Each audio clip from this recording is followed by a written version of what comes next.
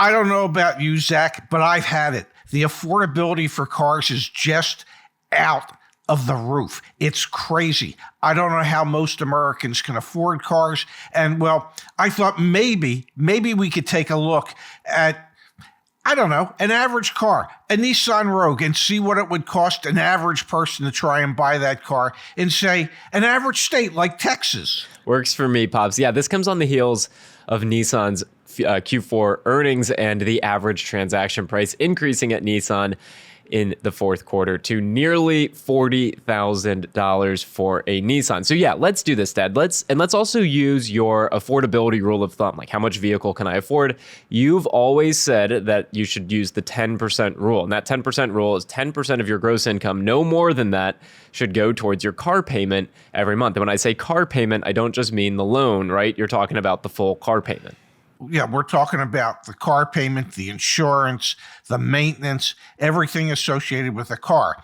Now, if I may suggest, I would suggest that we use median household income, because let's assume that most people are a couple, and so we can see what a couple with two incomes might be able to afford in the state of Texas. All right, so let's get into it, Dad. The median household income, gross income in the state of Texas, $67,000. So let's say we're interested, like you said, in a 2023 Nissan Rogue. We found one here on the car search. It has an advertised price of $31,150. The first thing that I want to do is take a peek at, Dad, what the monthly payment is going to be, because that's going to be a major contributor to the overall monthly payment, right? What's my loan payment going to be?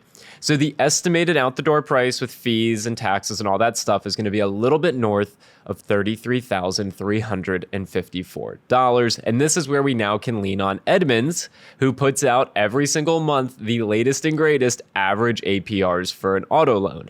In the state of Texas, It is 7.15%. So let me plug that in here, Dad.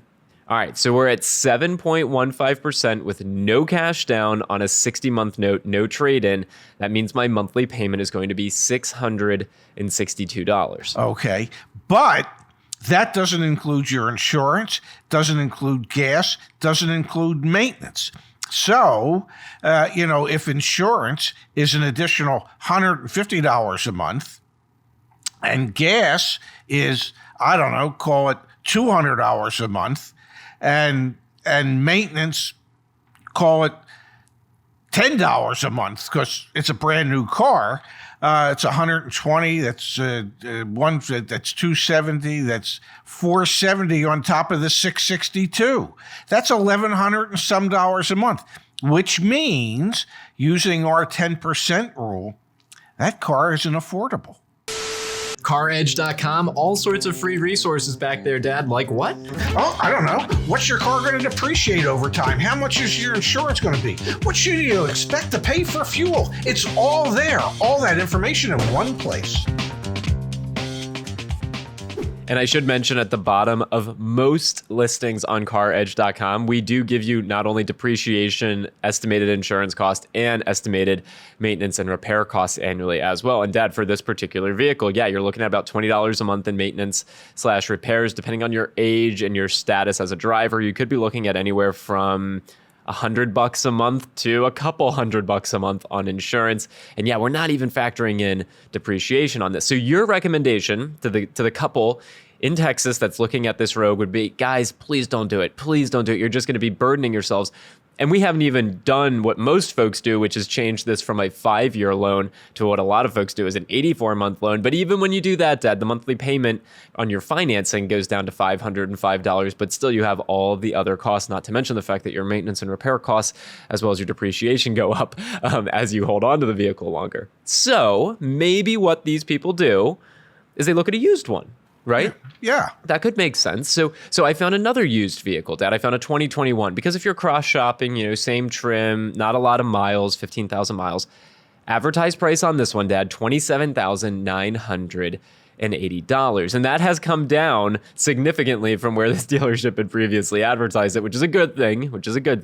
But let's run the same math equation here, Dad, except let's go back to Edmunds. Because as you could attest to, the average interest rate on a used car loan is going to be significantly higher than a new car loan, and it's 11.58% in the state of Texas. So let me put 11.58. Wow. Out the door price again with taxes and fees is $29,986, 60-month note. Oh, look at that. What is our monthly payment, Dad? It's $2 a month less than the brand new one. So the used one isn't affordable. And if I may, that is the crisis in America moving forward, is with the price of cars today, new or used, with rising interest rates, these vehicles are not affordable to the mass population. Yes, well-heeled people, they'll always be in a position to be able to buy a car.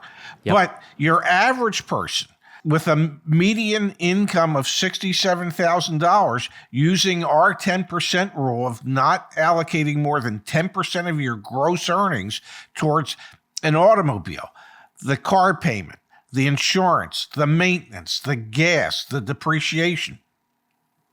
These vehicles at these interest rates, at these prices, just are not affordable today.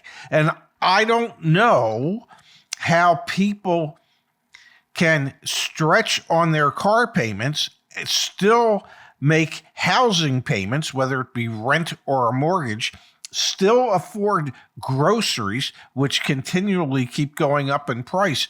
This is a real issue for many, many people, probably a majority of people in this country today. Well, Dad, let's put this into perspective. That used 2021 Nissan Rogue has ultimately the monthly payment on that is going to be north of $1,000. It's probably going to be close to $1,100 a month. Yes. Using your 10% rule, help me out here. What would I need to earn as a household to be able to afford that vehicle? Help me out. Am I doing the math right in my head?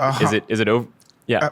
It would be about $110,000 a year household income To buy as a opposed used to Nissan Rogue. $67,000. But just let that sink in. And use Nissan Rogue. Like, Nissan is one of the affordable brands in the United States. To get a used one, I have to make over six figures as a household to afford it. I mean, start to put yourself, again, the average transaction price of a Ford F-150, $66,000, folks. You got to be making like $250,000 a year to drive an F-150. And I can assure you, I think last quarter Ford sold like 70,000 of them, 80,000 of them. Not all those people are making $250,000 a year. So what you have is an affordability crisis, and then people not necessarily recognizing how underwater they're going to be or how much they're putting into a vehicle, and then they're spending too much. It's a terrible situation. And this example with Nissan really exemplifies that. And hopefully, here's the hope, most manufacturers begin to realize that the pricing structure as we know it today, based on interest rates and all other factors today, is not sustainable for huge growth by these manufacturers, because the pool of people who can afford to buy a car is getting smaller and smaller. And what these manufacturers really would want to do is increase the size of the pool. So hopefully there'll be some price wars moving in the future to where manufacturers will bring pricing down via incentives, or they'll start producing some of the lesser expensive vehicles so that more people can be in the market for more cars. But as it stands right now, many, many people are priced out of the market, whether it be new or used, due to pricing, interest rates, and total inflationary costs.